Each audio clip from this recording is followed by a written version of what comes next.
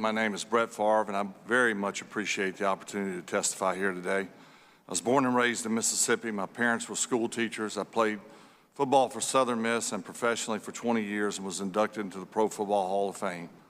Since I retired from football, I've engaged in various business enterprises, endorsed products I believe in, and with my wonderful wife, Deanna, helped many charities in my home state and elsewhere. Throughout my career, there were many highs and many lows. Those lows helped me find out who I really am. They taught me to persevere, overcome challenges, and succeed. But the challenges my family and I have faced over the last 3 years because certain government officials in Mississippi failed to protect federal TANF funds from fraud and abuse and are justifiably trying to blame me, those challenges have hurt my good name and are worse than anything I faced in football. When this started, I didn't know what TANF was. Now I know TANF is one of the country's most important welfare programs to help people in need. This is a cause dear to my heart and to Deanna's, as we have our own Far for Hope Foundation to help disadvantaged children. In 2020, Mississippi claimed that $77 million in TANF funds had been misspent, resulting in criminal convictions of state officials and people running a nonprofit which had received these funds. This nonprofit had a long-standing partnership with the state and an impeccable reputation. Mississippi also brought a civil lawsuit against numerous individuals, including me. A gag order bars the parties from discussing the specifics of the lawsuit. Instead, I'm here to share what I've now seen up close about how reforms are needed to stop the misspending of TANF funds. Even before I was sued, when I was informed that the nonprofit appeared to have improperly used TANF funds, I returned to the state the funds I had received. Even though I had provided services to the nonprofit, and even though I knew, and I know, I had done nothing wrong, I returned the funds, no questions asked. I had also offered to help raise funds for a new volleyball facility at Southern Miss, the one that's gotten all the publicity. I wanted to help my alma mater and benefit the community. Southern Miss introduced me to the nonprofit to see if they could help with the funding. I had no way of knowing that there was anything wrong with how the state funded the project, especially since it was publicly approved by many state agencies and multiple attorneys, including the Attorney General.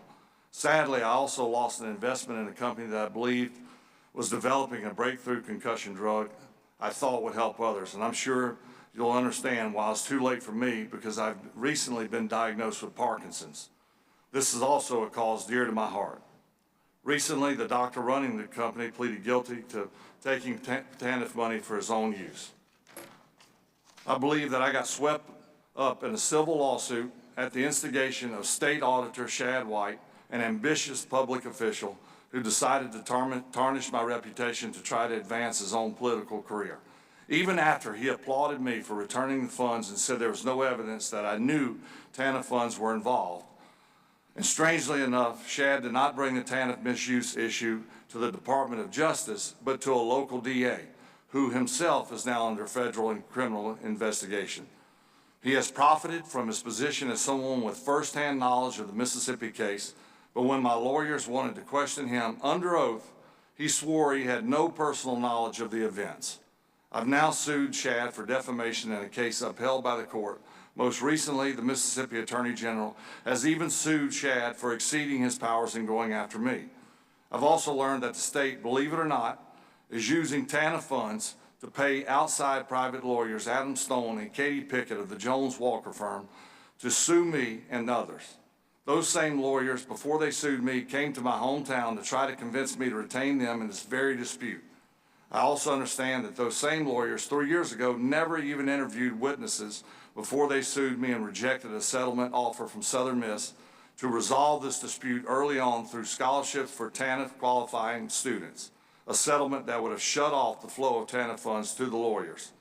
Importantly, I have learned that nobody was or is watching how TANF funds are spent. Our laws don't sufficiently protect against TANF spending unrelated to helping people out of poverty.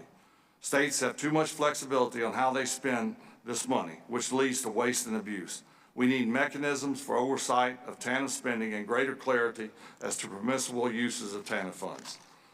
Democrats and Republicans should agree. Rampant state misuse of TANF funds is hurting efforts to help vulnerable families and children. And I was told Ways and Means Committee was working on this problem, so I was willing to speak to you to encourage Congress to reform this important anti-poverty program. And I urge Congress to put TANF guardrails in place to ensure that what happened in Mississippi doesn't happen again.